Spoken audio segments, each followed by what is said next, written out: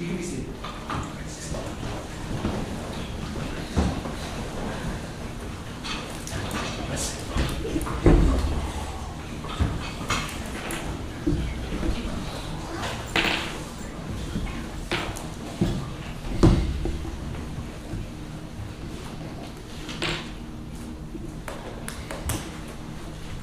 Good afternoon. Good afternoon. Can I get appearances, please, starting with the plaintiff? Yes, Your Honor. Good afternoon. My name is Bryan Walker. I'm joined here today by my good friend and co-counsel, Ms. Katie Gilk. Good afternoon, Your Honor. Good afternoon. Together, Ms. Gilk and I represent the plaintiff in this case, the estate of Peter Jones. Hello, Your Honor. My name is Destiny Baugh, and I'm here with my co-counsel, Mr. Sam Frank. Hello, Your Honor. Good afternoon. And together, we represent the defendant in today's case, Dragon Studios, represented by their founder, Ms. Colville. Good afternoon, Your Honor. Afternoon. Anything from the plaintiff before we turn to opening? Yes, Your Honor, just a few housekeeping matters. First, we'd like to invoke Rules 603 and 615, the constructive sequestration and the pre-swearing in of all the witnesses in this case, barring any party representatives. Today, as the plaintiff, we don't have a party representative. Ms. Baugh? Ms. Doy will be our party representative today. Do you have any objection to Ms. Doig sitting in? No, Your Honor. Okay, both motions are granted. And Your Honor, because this is the first time we've appeared in your court, we'd just like to ask a couple of your preferences. Go ahead. Your Honor, should we ask permission when approaching opposing counsel, opposing witnesses, or the bench? No. And when this objection is sustained, would you like us to move to strike or consider all offending testimony stricken? You shouldn't move to strike unless it's obvious from the objection that the entire answer is stricken, but when in doubt, you should move to strike. Yes, Your Honor. Last, we'd just like to note that both parties in this agreed have stipulated to exhibits 1 through 25 being pre-admitted. Okay. With that, Your Honor, we're ready to go. One thing from the defense, we'd just like the court to note that verdict form F will be the verdict form given to the jury in this case. Okay. And with that, the defense is ready to move on to opening statements. Opening from the plate. You can proceed. And this probably goes without saying, but I'll say it anyway, you should direct your argument to the jury. Yes, Your Honor. Yes, Your Honor.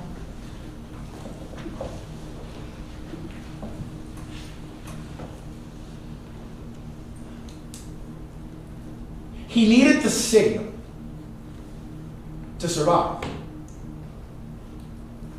It's June 21st, 2023.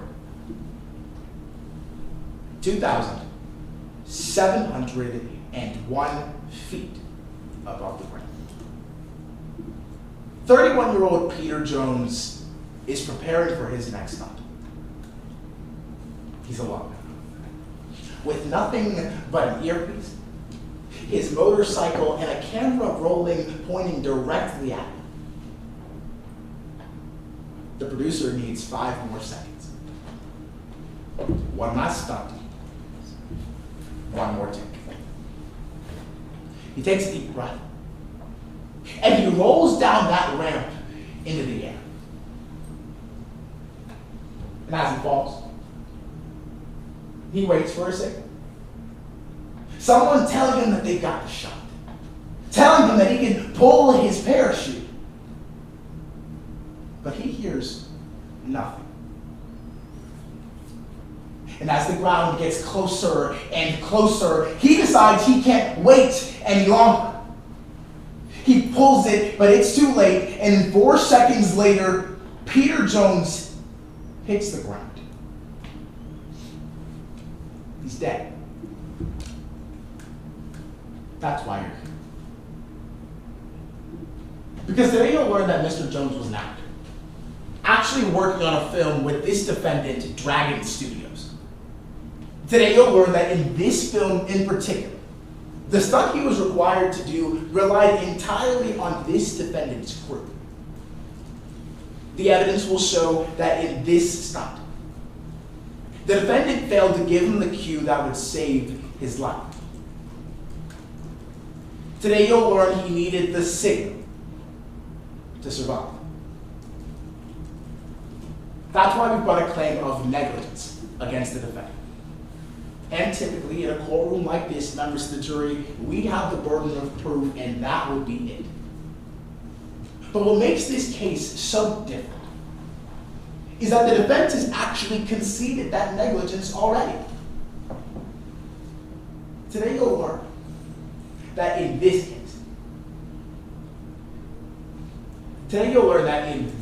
case, in particular, Peter Jones didn't know the risk that they were saying he's going to have. And we're going to prove that to you, members of the jury, by breaking this case down into 3 simple parts. What they planned, what they practiced, and what they promised.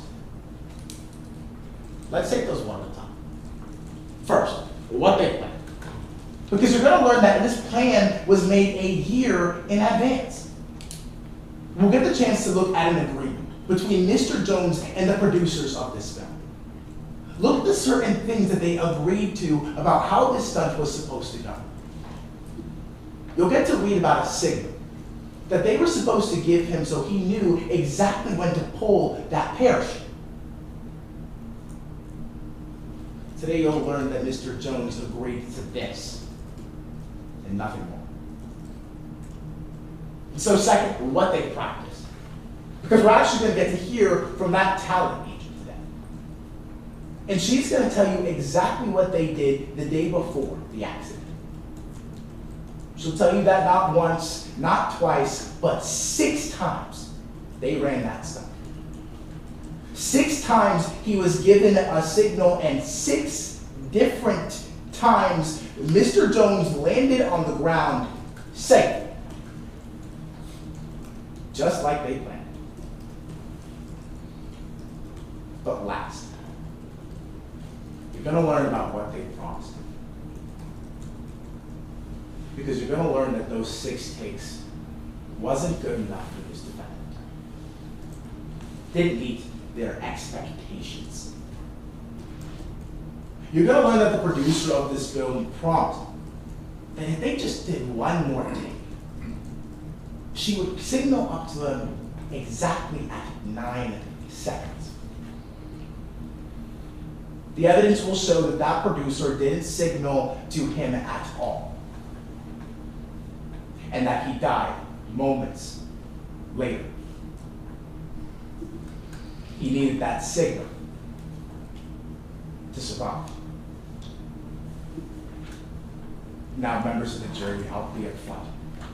What you're going to hear over the course of this trial might be difficult.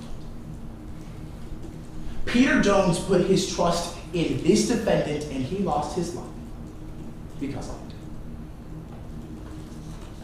And in just a moment, defense counsel will stand where I am and ask you to trust them again. But if you remember what they planned, what they practiced, and what they promised, this case becomes incredibly simple. He needed that signal to survive. That's why at the end of this trial, we'll come before you again and ask that you find Dragon Studios liable. Thank you. Thank you, counsel. Opening from the defense. Yes, I think that somebody's going to come and grab my binder from another room, so I'll suggest we just wait one minute so that way you don't get interrupted. Perfect. Yes, Your Honor. If he doesn't get here soon, we'll make him wait until you're here.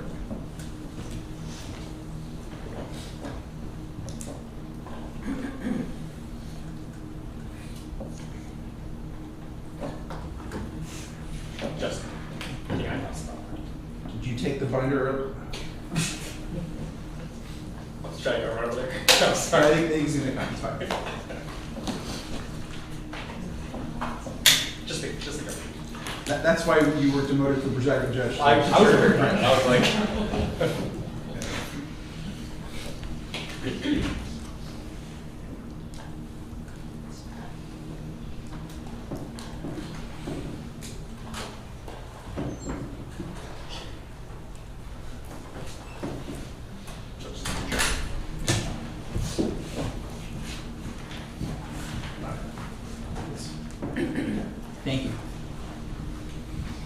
You can open. Yes, Your Honor.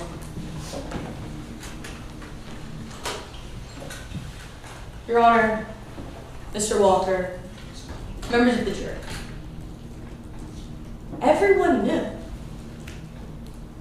On July 20th of 2023, a man hopped on a motorcycle, sped up a ramp, launched himself 2,000 feet in the air, opened his parachute and landed safely. And then he did it again, and again, getting take after take for his next blockbuster film. But even after doing this exact stunt 6 times, he and the production team agreed they could do better. They could up the ante just a little bit more. So they threw out the old plan and they made a new one together. One that would leave him falling through the air just a little bit longer. One that left zero room for error. One that they all agreed to. So that next day, everyone got up, they got ready, and they started rolling. What they couldn't have known is that that take would be their last. That they'd raised the stakes too high, and that that mistake would cost a man's life. The story that I just told you, it's the exact same story that Mr. Walker told you. But the key difference is, my story explains to you how we got here. This story, it shows you the one thing that Mr. Walker left out, which is that everyone knew. The studio, they knew the risks of changing that stunt. The production team knew the risks of changing that stunt. But most importantly, the man on that bicycle knew the risks of changing that stunt. You'll learn today that Mr. Jones, he had the final say about whether or not he would get on that bike and perform this stunt on June 21st. You'll learn that while changing the stunt the night before may not have been the best decision, the dangers of that decision were never hidden from him. They were never misconstrued. Everyone knew. Well, Mr. Walker just got up here and told you that my client, Dragon Studios, that they should have done more. That they should have done more to ensure Mr. Jones's safety. And he's right. And he would be completely right if that was the whole story. But to understand the whole story, you have to know who Mr. Jones was. Because for some of you, the name Peter Jones may be a little familiar. He wasn't just some run-of-the-mill thrill seeker. He was a professional stuntman. He was the lead action hero in the biggest series in America. Mr. Jones had training that only professionals would ever have. He'd done stunts exactly like this for the past 8 years. And the risks of changing that stunt, they were communicated to him. And I'll be honest, no one here is innocent. That's why prior to this trial, my client has admitted that they could have done more. But that's also why we've taken on a burden. A burden to prove to you that it's more likely than not that Mr. Jones assumed the risk for the events that led to his death. In this case, the stunt that took place on June 21st of 2023. This means that we have to show you 4 things are more likely than not. First, that Mr. Jones voluntarily participated in this activity. Second, that he had actual knowledge of the risks involved. Third, that he understood the magnitude of those risks. And finally, that he died as a result of those risks. To do this, you'll hear from the one person who communicated those risks to Mr. Jones directly. Miss Doig has been filming movies with Mr. Jones for 8 years. We expect her to tell you that he was a professional, a trained stuntman, that he did hundreds, almost thousands of dives exactly like this one prior to ever filming that stunt. That over the course of 8 years, 6 movies, and countless stunts, he understood what she was saying to him when she went and asked if they could change that stunt. And he agreed. Because Mr. Jones was the type of person who wanted to do things that other stuntmen would never do. He wanted to make the impossible possible. And his production studio, they wanted to push that envelope with him. And they pushed too far. Their collective ambition led to a tragic accident. But everyone knew the risk they were taking. Even Mr. Jones. At the end of today's trial, I will come and I'll review the evidence for the last time. And at the end of that trial, you'll understand that the set, it wasn't perfect. The stunt may not have even been perfect. But there was no one on that crew, including Mr. Jones, who didn't know that.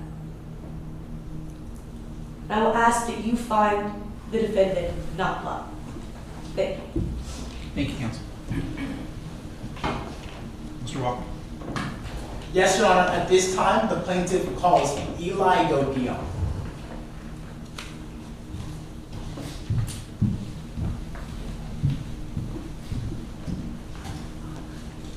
May I proceed? You may. Good afternoon, ma'am. Hi, good afternoon.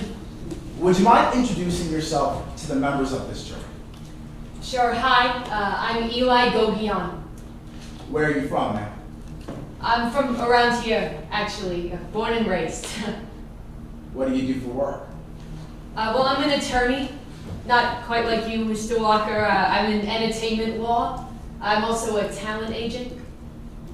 How long have you been a talent agent for? Almost 10 years now, little over actually. Yeah, about a decade.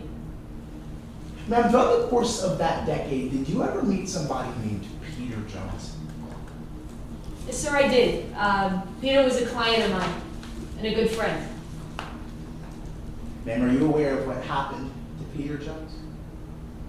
Yes, sir. A year ago today, actually, Mr. Jones died while filming a stunt for a movie. Well, then I want to take a step back and talk about how we got here. How long did you work with Peter? Well, I was a new agent. He was a new actor, so basically my whole career, over a decade. You told us a minute ago that he died filming a stunt. Did he always do his own stunts? Yes, sir. Every movie. Ma'am, did he collaborate with anyone else on planning these stunts? Of course, yeah. I mean, he'd come up with the ideas for them, but, you know, there was a whole team to make sure the stunts went through, that they were safe. Then I want us to talk about the stunt from last year and how that might have been planned. Ma'am, in the months leading up to the film, did you sit down with anyone to discuss this stunt? Sure. Yeah, there were planning meetings for the stunt. I was there for all of them. Would you recognize an agreement for that stunt if I showed it to you today? I would, yeah. We had like a written plan of the stunt. Your Honor, at this time I'm approaching opposing counsel with Exhibit 34. May I approach the witness for the second? Yes. Thank you, sir. Of course. Ms. Debnath, what have I just handed you? So this was the stunt plan for that movie, for the stunt we filmed in June of last year. Is it fair and accurate? Yes, sir. Has it been changed or altered in any way? No, sir, it doesn't look like it. Plaintiff offers 34. Objection, Your Honor, under 403 to confusing the issue may be heard. Yes. Your Honor, this witness just identified Exhibit 34 as the stunt plan for the stunt they were filming in June. Two different stunts were filmed in June, only 24 hours apart. This is not the stunt plan for the stunt that is at issue in today's case. And to refer to this plan as the stunt plan encompassing both of those dates is confusing the issue. If I may, Your Honor. Yes. In order for some... Yes. First, do you agree with defense counsel that the stunt discussed in 34 differs from the one for the accident in question? No, Your Honor, we don't agree with that. Okay. We actually agree we believe that this is for the same film in the same set of takes. For the same crew, same cast, same equipment. We believe it's the same stuff. Okay. You can respond then to the fourth order. Yes, Your Honor, in order for this to be kept out under Rule 403, that confusing nature would have to substantially outweigh any probative value that it has. Your Honor, this is the stunt plan that they all signed in agreement prior to filming this movie. The probative nature of knowing what they were going into this filming with is extremely important for the jury to hear. Response, Your Honor. Yes. Your Honor, Mr. Walker's explanation of this plan is the confusing issue. He just stated that this plan, it had the same crew, the same plan, the exact same stunt. That is untrue, and we have it on a good faith basis that the crew was vastly different from the stunt on June 20th to June 21st, that the plan was vastly different from the stunt on June 20th to June 21st, and that is why this statement, or this document itself, confuses the issue. The objection is overruled. Exhibit 34 is admitted. Yes, Your Honor. Ma'am, why did you end up making a plan for the stunts Mr. Jones was going to be doing? Well, of course, we wanted to have a written plan that everyone agreed on, so we knew what was going to happen on the day of. I want to take a look at the last bullet point on this. Can you read what that last bullet point says you're going to do during film? Sure. Yeah, where it says according, starting there. Right there. It says, according to skydiving industry standards, a skydiver should have their parachute open and fully inflated before the skydiver descends below an elevation of 2,000 feet above ground level. It says that the performer would wear an earbud headphone connected to the control room, where Sky Stebbins, Cole Doig, and or other members of the studio's production team will tell the performer to open his parachute 4 seconds after the motorcycle leaves the ramp. It says that was based on some calculations that our stunt coordinator had done. Your Honor, permission to publish 34 to the jury. Yes. Ma'am, I want to move on then and talk about how this plan went into practice. Were you there when they started filming for this stunt? I was, sir. Yes, I was there. When was that? That was on June 20th of last year. Ma'am, where were you during the filming on June 20th? I was in the control room with Ms. Doig and with the stunt coordinator. How many times did Mr. Jones do the stunt? On the first day, 6 times.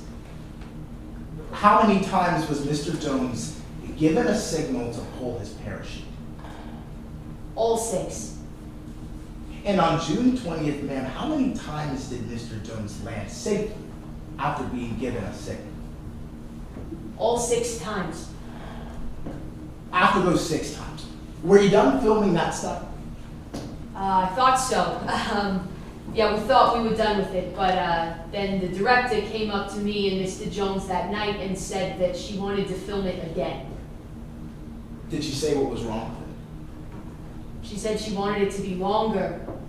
She wanted more footage of Mr. Jones free-falling before he opened the parachute. Ma'am, did that producer tell you how she planned on making that footage longer? Yes, sir. She said that she wanted to give the signal to open the parachute 9 seconds after he jumped instead of the original 4 seconds. When was this filmed? We filmed that the next day, so June 21st. Let's go ahead and move forward and talk about June 21st and whether or not Mr. Doig kept that. Objection, Your Honor, to attorney testifying. May be heard. What did Mr. Walker say that you were problem? As a part of his transition point, he's asked to move on to June 21st, but then proceeded to go into saying that he was going to move on to June 21st to see whether or not Ms. Doig actually kept that promise.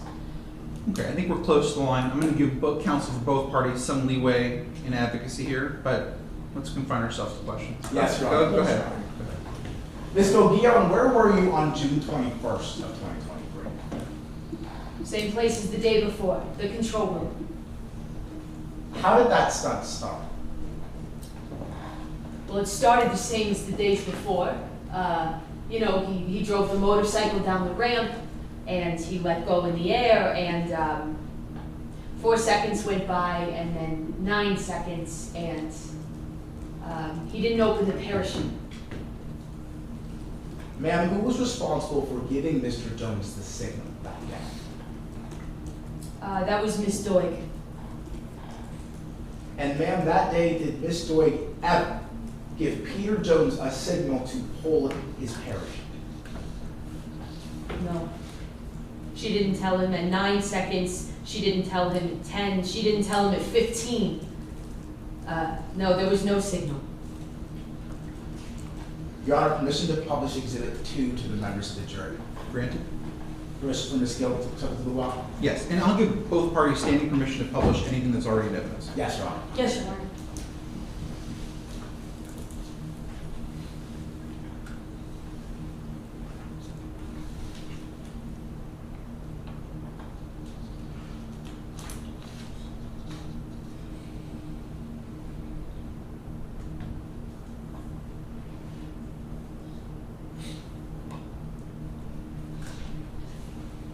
Ms. Goguillon, at what point did Mr. Jones pull that parachute?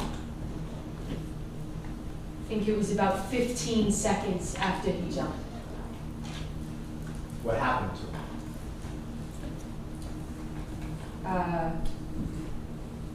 I guess 15 seconds was too late. Yeah. Peter didn't make it. Did you ever speak to the producer of that movie about what happened? Yeah, I asked Miss Doig, you know, why didn't you do anything? Why didn't you say anything? Why didn't you give the signal? Objection, Your Honor, to hearsay may be heard. Not yet. What's your response? Yes, Your Honor, in order for this to be hearsay, it'd have to be a statement. She's only put questions onto the record right now. There's no truth to the matter being asserted. Response, Your Honor? Yes. Your Honor, typically I would agree, however, these questions do have assertions. There's the assertion that Ms. Doig, in fact, did not do anything. The questions that are being put onto the record now are, why didn't you do anything? Why didn't you give him the signal? Those are assertions in the form of questions. Response, Your Honor? Yes. Specifically for this to be an assertion, it would have to be a declarative statement saying that that is the fact. Whether this witness was just going to say, you didn't do this thing. If opposing counsel believes that a sort of assertion is being implied, that doesn't violate the hearsay rule, Your Honor. There's no truth to the matter asserted within these questions. These are perfectly fine to come onto the record under the hearsay rule. Okay, well, let me push back for a second. Suppose I were to say to you, can you hand me that legal pad that's owned by your second chair? That would be asserting that, in fact, the legal pad is owned by your second chair, even though it's a question, right? Yes, Your Honor. So in that So case, how is this different? Or if it's not different, why is this admissible? of course, Your Honor, we're still not using it for any truth to the matter asserted within it, because we're going to go ahead and talk about its effect on the listener, the person who she asked this question to. We don't need it for its truth, just for that producer's response. Response, Your Honor? Yes. Your Honor, in two parts. This is being used for the truth, as the question Mr. Walker just asked the witness prior to this was if Miss Doig said anything or pulled that parachute, or told him to pull that parachute. However, if they are using it for the effect on the listener, these statements do not have to be elicited, because any statements by Miss Doig are admissible for Mr. Walker to bring onto the record under opposing party. So either way, these statements are hearsay and are being used for the truth of the matter. Response on those grounds, Your Honor? No, I'm going to overrule the objection. I understand defense's point. I think, though, that we already have the statements for their truth. We already have the truth of the statements on the record from the witness's observations, so there's no prejudice. And I think that we need to hear the context of your client's answer. Yes, Yes, Your Your Honor. Honor. I'm going to allow it. Go ahead. Yes, Your Honor. Ms. Goguillon, you were telling the jury what you said to this producer after Mr. Jones had died. I asked why she didn't say anything, why she didn't give the signal. How did she respond?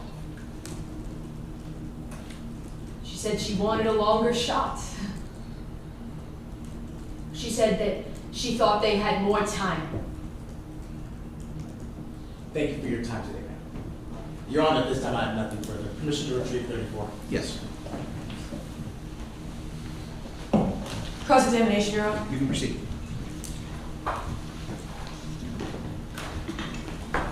Good afternoon, Ms. Goguillon. Good afternoon. I want to talk to you a little bit more about your relationship with Peter.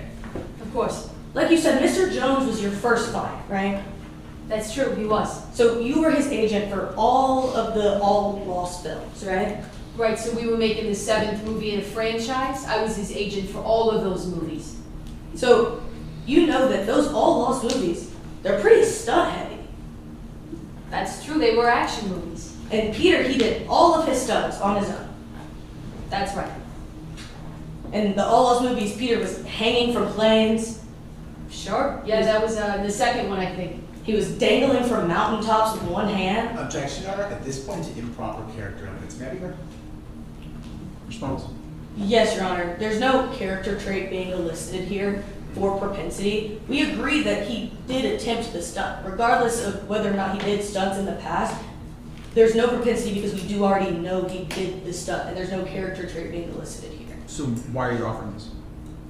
To go towards knowledge that this person has performed stunts in the past and had the knowledge to perform stunts. Response, Your Honor. I promise I'll let you respond, but I want to make sure I understand why defense is offering this. Whose knowledge? The decedent's? Yes, Your Honor. Can you explain that a little more? How do those stunts give relevant knowledge to the decedent as to this stunt?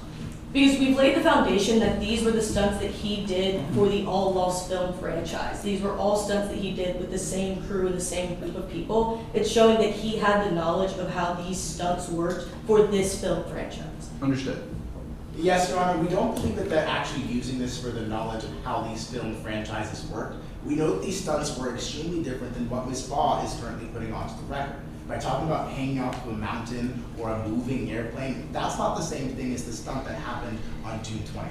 We believe they're trying to elicit the character trait of risk-taking to show that in the past, he was more likely to take these risks, and that on June 21st, when they got into this accident, he took the same risk. It's their burden to prove an assumption of risk. We believe that's what they're using for. It's inadmissible character evidence. Response, Your Honor? I'm going to overrule the objection. Yes, Your Honor.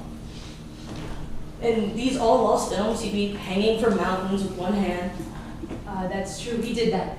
And Peter, he often came up with the ideas for these stunts on his own. Yeah, most of the time they were Peter's ideas, and then, other people would figure out how to make them work. Because Mr. Jones, he wanted to do things that other people hadn't done before. Sure, yeah. You considered him a do anything for the audience type of guy. Right, yeah, the All Lost films, they were great. Crowds loved them. In fact, that motorcycle stunt that he did on June 20th, that was his idea. Right, yeah, that one too. That was his idea for the motorcycle off the cliff, and then, we planned the whole thing. And you mentioned that plan a little bit earlier. That plan, it stated that his parachute would be opening at 2,000 feet above the ground. Right, I think it said that by 2,000 feet it should be open. So Mr. Jones, he signed that stunt plan. That's right. But Mr. Jones, he was also the person there when that plan changed. Right, so the night before we did it again, the plan changed. He was going to wait longer to open the parachute. So it did change some. Right, Miss Doy, she pulled you and Mr. Jones aside. That's right, Miss Doy told us she wanted to change it. She told you that she wanted to do one more take. That's right. She told you that she wanted Peter to open his parachute just a little bit lower. Yes, that's true. She said she wanted to wait 5 more seconds. She told you both that Peter would be opening his parachute just above 1,000 feet, right? Right, that's true. She told him it'd be safe. Well, you, regardless of what Miss Doy said, thought it was dangerous. Yeah, it wasn't what we had practiced. You tried to tell Peter this, right? I did, yeah. And when you tried to tell this to Mr. Jones, he agreed anyway. That's true. He went through with it. And I want to be clear. Mr. Jones is the person who did all of the stunts for the first 6 All Lost films. All the ones his character did, yeah, that was all him. Mr. Jones is the person who did the 500 dives in preparation for this stunt. That's true. He practiced it over 500 times. Mr. Jones is the one who did the 500 jumps for this exact same stunt. That's right. It was Mr. Jones who landed a stunt very similar to this one only 24 hours before. Yeah, the 4-second jump he landed the day before. So with all of that experience, and with your warnings and Miss Doy's explanation, Mr. Jones decided to do that stunt on June 21st. Miss Doig said it'd be fine. She said that she cleared it with the stunt coordinator, so he went through with it.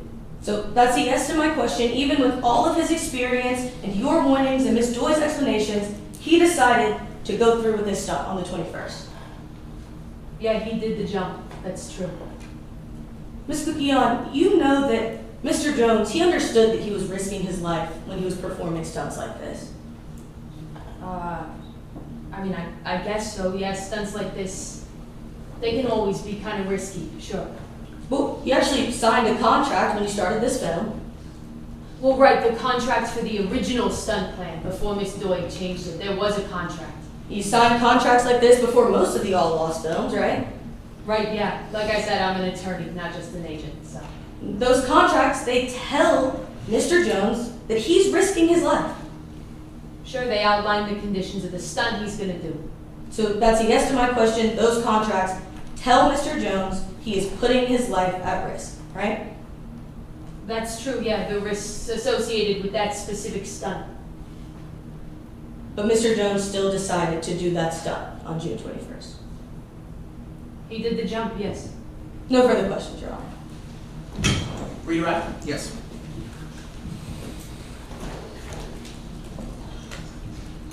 Ms. Veglahn, a moment ago, opposing counsel asked about a conversation before that plan changed. In that conversation, did Ms. Doig tell Peter Jones about the possibility that she wouldn't signal at all?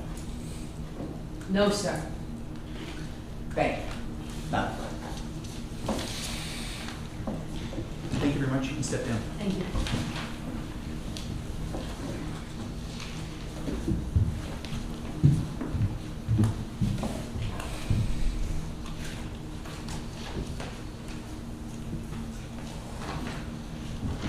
Your Honor, with that, the plaintiff rests our case in chief. You're only going to call one witness? Okay, thank you very much, Mr. Walker. Yes, Your Honor. Does the defense wish to put on a case? Yes, Your Honor. The defense calls Cole Doig to the stand.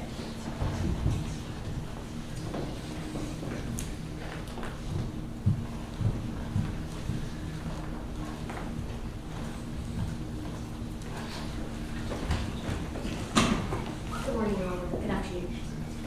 May we proceed? Yes. Could you please introduce yourself to the court? Sure. Hi, everyone. My name is Cole Doig. Ms. Doig, what do you do for a living? I'm the executive producer of my own production company, Dragon Studios. What type of movies do you make at Dragon Studios? Lots of different kinds of movies, but what we're most known for are our action movies, especially the All Lost series. You might have heard of it. Could you tell us a little bit more about the All Lost series? Sure.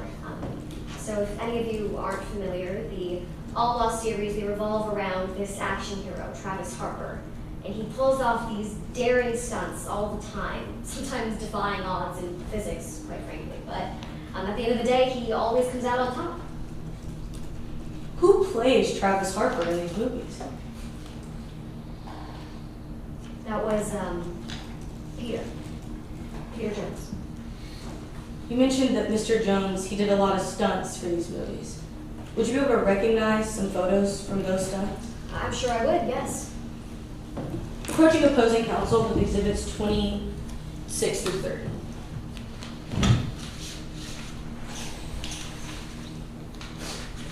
Approaching the witness consent. Thank you. I just handed you exhibits 29 through 30, or 26 through 30. Can you tell me what those were? Sure. These are a bunch of photos where Peter, he's pulling off those stunts that we did in the All Lost movies. Have they been changed at all since you last saw them? No, they look like shots from movies themselves. Your Honor, at this time, we move exhibits 26 through 30 into evidence. No objection, Your Honor. 26 through 30 are admitted. Publishing division. Oh, were you filming a movie with Mr. Jones when he died? We were. We were in the middle of production for All Lost 7, the 7th installment of that franchise. Was Mr. Jones doing stunts like those in that one too? Yes, he was. What type of stunts was he doing? Well, for this movie in particular, Peter, he came up with this stunt where he would motorcycle up a ramp that was on the edge of a cliff, and he would drop his motorcycle into a 2,000-foot fall, and eventually he'd parachute to safety. How do you prepare for stunts like this as a production company? There's a lot of different ways we gotta prepare. I mean, first and foremost, we made sure to sign safety contracts and give him a plan for how the stunt would go. We also made sure to give him a parachute and an earpiece so that he would know when to deploy his parachute, and of course there were hours and hours of training. When was the first time that you did this stunt? The first time that we did the stunt in its entirety after practice was on June 20th of 2023. How'd that go? It went well, just like we planned. He motorcycled off that ramp, he dropped the motorcycle, he was free falling for exactly 4 seconds. Then I was looking at the stopwatch at the 4-second mark, gave him the call, and he parachuted. How many times did Mr. Jones do that stunt on June 20th? 6 times. Well, if you did it 6 times, were you done shooting that stunt after June 20th? No, so I was speaking to Peter, and we were talking about how that stunt scene where he parachuted after just 4 seconds, it felt a little bit too short. So I talked to him about possibly extending the scene. How were you going to change the stunt to extend the scene? Right, so our idea was to see if he could do that free fall for a bit longer. Instead of 4 seconds, we were considering a 9-second free fall before he parachuted to safety. I want to be clear. Did you understand the risks associated with extending that free fall? Absolutely. I mean, I checked the calculations myself. I also talked to our stunt coordinator, Ms. Stebbins, and we were aware that it was cutting it close, for sure. And did you explain those risks to Mr. Jones when you asked to change that stunt? We talked to him about the stunt changes, absolutely. And did Mr. Jones say anything to indicate to you that he understood the risks associated with doing stunts like these? Yes, actually. I remember I was doing an interview with him to promote the film before it released, and he said to the interviewer, there's a reason we're filming this stunt first, because if I don't survive, there's no point in filming the rest. At the time, I didn't know how significant that was. Ms. Doyle, I want to move on to June 21st. On June 21st, did anyone make Mr. Jones do that stunt? I'm sorry, make him do it? No, ma'am, of course not. Peter was there because he was our actor and he wanted to make it. So what happened? Well, the stunt started as we'd originally planned. Motorcycling off that ramp, going into free fall, and at 9 seconds, I radioed in. I made the call that he didn't deploy his parachute. Ms. Doyle, you were here when Mr. Jones' agent testified. I was. You heard her say that you never made that radio call? I did hear that. Ms. Doyle, did you try to radio in to Mr. Jones while he was falling out of that helicopter? Of course I did, yes. Thank you. No further questions, Your Honor. Cross-examination. Go ahead.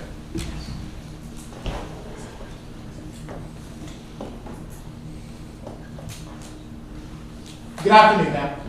Good afternoon. I want to start by talking about what you do. Because you told us a minute ago that you're the founder of Dragon Studios, right? That's right. I'm the founder and the executive producer. And you're also the president. That's right. It's your company. Absolutely. I built it from the ground up. And ma'am, today it's your company that's on trial for negligence against Peter Jones. That's true. We've been sued by the estate of Peter Jones. Now, you told us a minute ago that you're also an executive producer, right? Yes, I am. Let's talk about what that role means. Because, ma'am, you would agree that being an executive producer means you oversee everything that happens with your cast and crew. Yes, everything. From stunt coordination, like we talked about, to getting actors, cutting scenes, and most importantly, the safety. That's right, ma'am. You agree that you oversee the safety of your cast and crew. Absolutely. That cast and crew, it included Peter Jones, didn't it? Yes, most definitely. Then I want to talk about this stuff and talk about how you planned to keep Peter safe. Okay. Because months before you started the film, You actually met with the people involved with that stuff, didn't you? I did, yes. You wanted to put pen to paper and plan it out. Of course, it was extremely important that everybody on the crew was on the same page, including Peter. You'd recognize that page by certainty. I would, yes. Your Honor, permission to approach with 34. Approach you with the Approach with this 34. That's fine. Thank you. Ma'am, that's the stunt plan that you signed, right? Yes, it is. You agreed to everything with him. Absolutely. We all did. Ma'am, it's true. This plan says that you would signal to him at 4 seconds, right? That's what the original plan said, yes. It says you would give him an earpiece, right? Before we spoke on June 20th, that's right. This plan says the reason for all that was to ensure Mr. Jones's safety. Of course. And let's talk about how you put this plan into practice.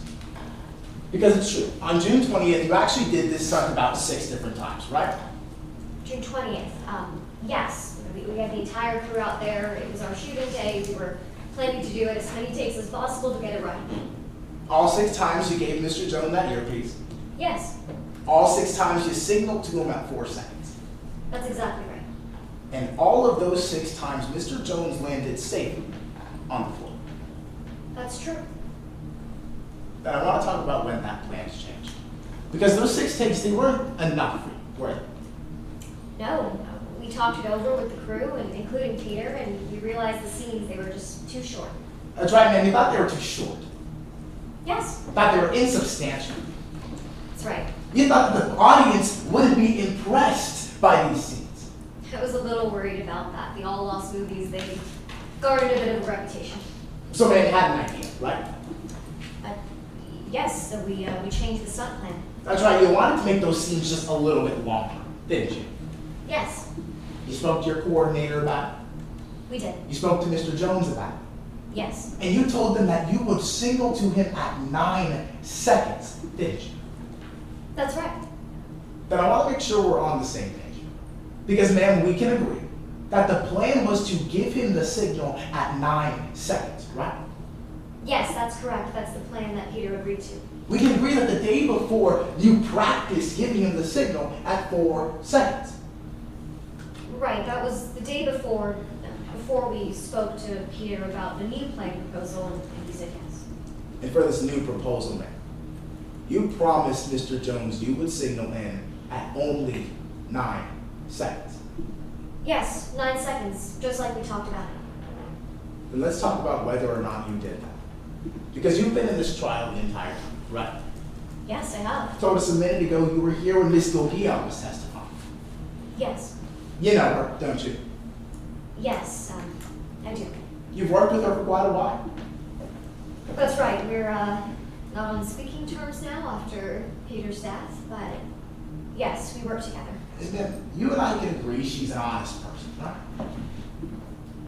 I guess you could say that. You were here when Miss Baugh testified that in that command center you didn't call in at 4 seconds, right? She testified I didn't call in at all, that's what I heard. That's right, ma'am. She didn't testify that you called in at 9 seconds like you told Mr. Jones you would. No, she didn't testify that I called in at 9 seconds. No, that's not what she said. She said I didn't call in. Ma'am, you were here when she told the members of this jury you didn't signal to Mr. Jones at all, right? That's what she said, yes. Ma'am, you were here when she told us Mr. Jones died moments later.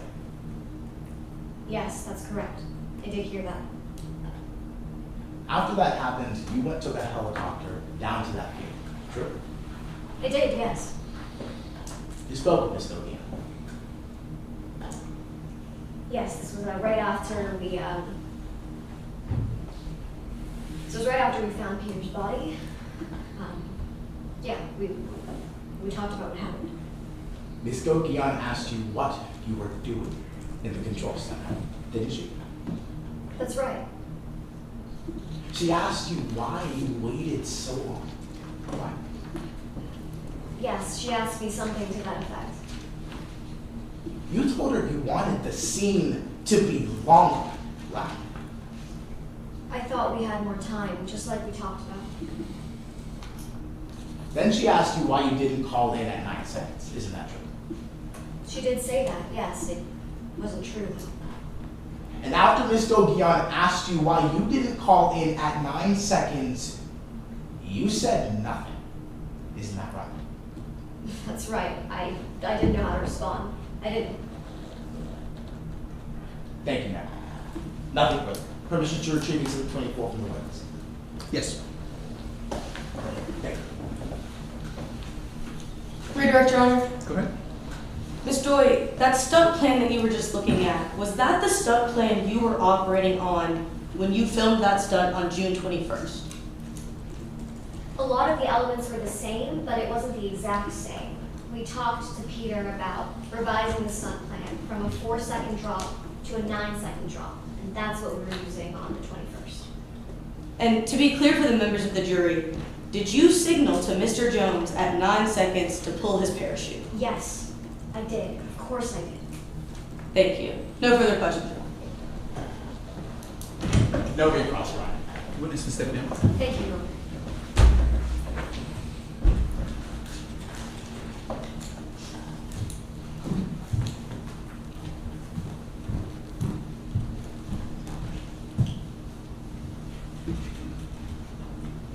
Defense, anything else? No, Your Honor, with that, the defense rests its case in chief. Great. Would the parties like a minute or two to prepare their closing arguments? We're ready to go right into closing arguments, Ryan. We can go to closing arguments, Your Honor. Great.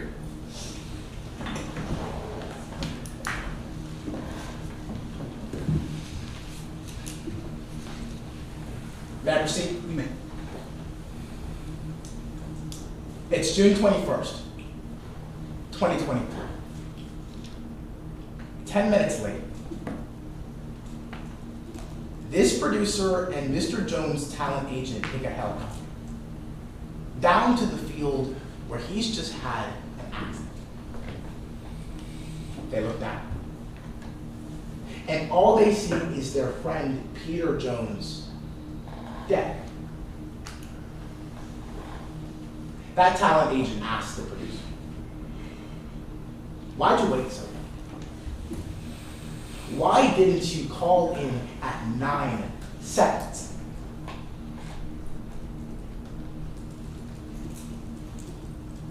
And how she responds is radio silence.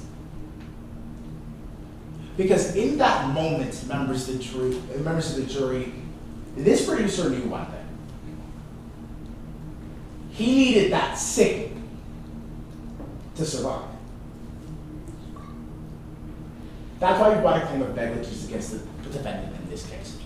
And normally in a real trial, there would be different parts of it that would mean we have a burden of proof. I'd stand up here and tell you we're going to prove more likely than not that she was at fault for his death, and in fact be the end. But in here today, this defense decided to take on a burden of their own. They took on a burden to prove to you that Mr. Jones assumed the risk of taking that stunt on June 21st. I want to break down what that actually means to members of the jury. That means that this defense had to prove that it was more likely than not that Mr. Jones understood exactly what was going to happen as he went off that ramp into the air. They didn't meet that burden. And we know that because we broke this case down into 3 simple parts. What they planned, what they practiced, and what they promised. First, what they planned. Because today we heard evidence about the preparation that went into a stunt like this. And sure, we heard evidence that Mr. Jones came up with this idea himself, but we know he didn't plan it alone. We heard they sat down, put pen to paper, and created a stunt plan. Worked out the details, the circumstances in which this was going to happen. You'll have the chance to read this during deliberations. You'll see that everyone agreed that they would signal to him at 4 seconds, no later. But the defense wants you to believe they changed that plan. that in the conversation in dinner after 6 takes, he agreed right then and there that that was going to be the new stunt. But we asked what happened during that conversation. And we said, did he say anything about not signaling at all? No. We know now that's exactly what happened. And numbers to the jury, number 2, what they practiced. Because the opposing counsel wants to talk a lot about the training, the practice, the preparation that went into this. Well, he's done 6 other movies before. He should know that he's taking a risk. He's hanging off of mountains, jumping off of moving airplanes. Members of the jury, that's not good enough to prove this case. Because in this trial, we heard evidence that they were completely different stunts. They can't say that in the past he actually wanted to do one thing, so today it's definitely going to be what happened he wanted to do it this time.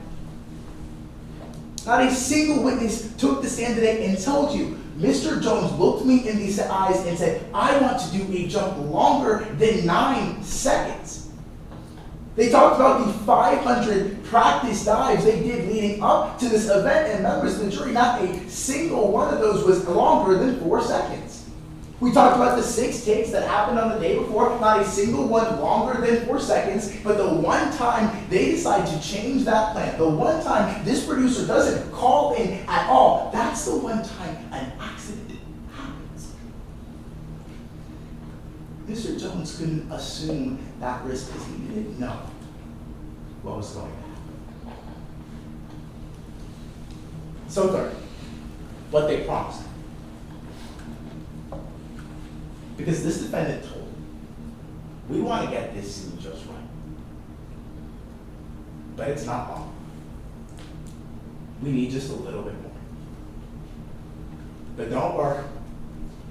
We're only going to do 5 seconds long. But Ms. Veglahn took this stand today and told you exactly what happened in that time. That those 5 seconds passed. And then 5 more. And then right as they were about to signal, it already was too late. Mr. Jones was going to die. He needed that signal to survive. But think back to opening statements. The defense counsel told you that everyone knew exactly what risk they were getting into. That they threw out the whole plan. That they all agreed to it.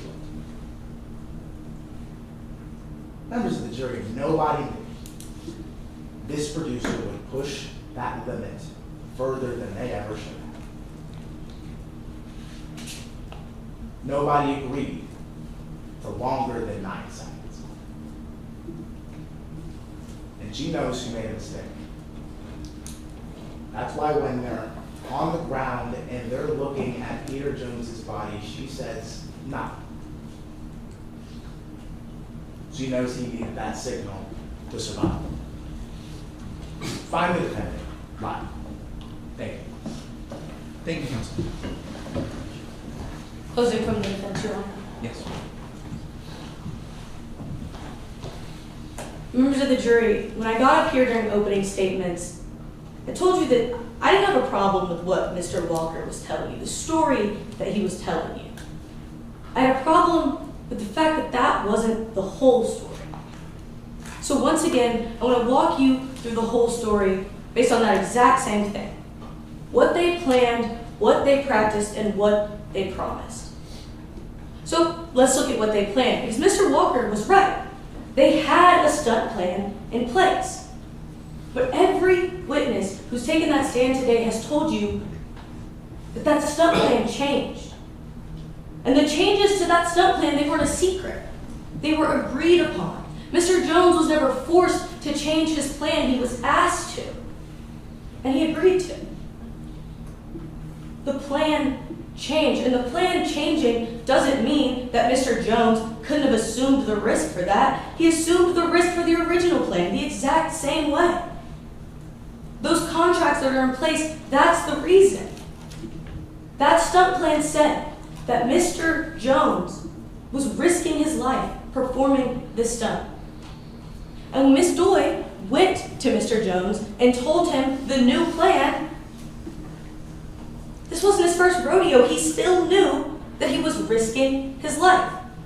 If he knew he was risking his life when he pulled the parachute at 4 seconds, why wouldn't he be risking his life when he pulled the parachute at 10?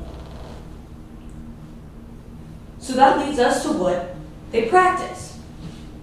When Miss Doy got on the stand, she told you that the only real change between that stunt plan and what happened on June 21st was the distance he fell. The takeoff was supposed to be the same. The landing was supposed to be the same. Those 500 skydives he did to practice for the June 20th stunt, they were still under his belt on June 21st. The 500 jumps he did off of that exact ramp were still under his belt on June 21st. The only thing that changed was when he was supposed to pull that parachute. And my client knows that making that change was a mistake. She knows that if that mistake hadn't happened, Mr. Jones may still be here. But Mr. Jones knew that that change was going to happen. He knew that that was something that they hadn't practiced. And he still agreed anyway. And that leaves us with what was promised. Because Mr. Walker has hung his hat on the fact that Mr. Jones, he never got that signal. But the only evidence that you have about whether or not Mr. Jones got that signal is 2 contradictory witnesses giving you different testimony. Because he needed that signal to survive, easily becomes he ignored that signal so he died. The truth is, everyone knew. Mr. Jones knew the risk that he was taking when he got on that bike on June 21st. Miss Doy knew the risk that she was taking when she approached him with that new plan. His agent knew the risk that she was taking when she allowed him to show up to set that day. Everyone knew. And it was our burden to prove to you that because of that, Mr. Jones assumed the risk for the events that caused his death. That stunt on June 21st. And to do that, we had to show you 4 things. The first is that he voluntarily participated in this activity. No one can test that. There's not a witness that's gotten on the stand and told you that Mr. Jones was forced to get on that bike on June 21st and hop off that ramp. It's not a question. The next was that he understood the risk that he was taking. This was his 7th all-loss film. He had jumped from low altitudes before. He had done 500 practices of jumping from low altitudes. This was not his first rodeo. He had knowledge to understand that the stunts that he was doing were dangerous. Stunt work is dangerous. And he'd been doing it for 8 years. The third thing was that he understood the magnitude of those risks. Oh, Mr. Jones not only signed multiple contracts telling him that he was putting his life at risk, he said it himself. In an interview right before he got on that bike on June 21st, he said, well, we should film this first, because if I die, there's no movie to make. Mr. Jones understood the risk that he was taking every time he revved his engine. Every time he sent himself flying 2,000 feet into the air, he knew that he was doing something dangerous. And the 5 seconds that changed between the stunt on June 20th and June 21st aren't enough to make him no longer aware of that fact. And the last thing that we had to show you was that he died due to those risks. We all agree that Mr. Jones died on June 21st. We all agree that he died as a result of that stunt.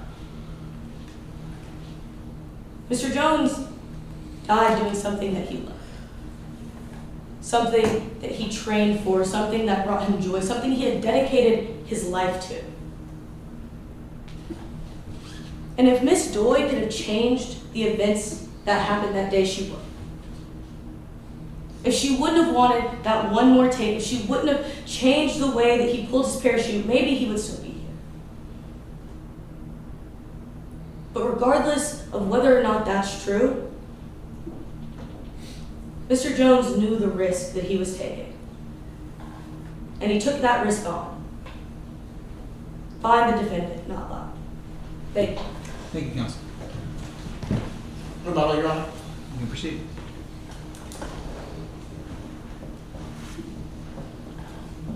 That talent agent didn't know she wasn't going to call the signal.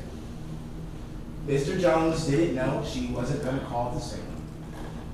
That stunt coordinator didn't know that she wasn't going to call that signal. Members of the jury, the only thing that everybody knew was that Mr. Jones needed a signal to survive. He didn't get one, and it killed him. Finally. Thank you. Thank you, counsel. I'll ask our jurors to submit their ballots.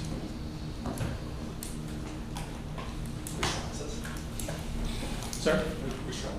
Walker versus Baugh.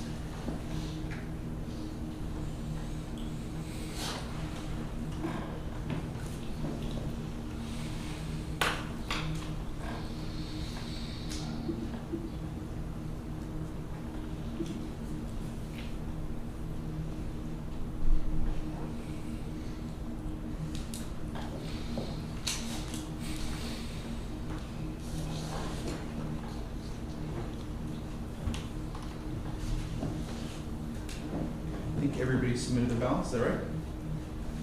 Great. Can we give these two advocates a round of applause?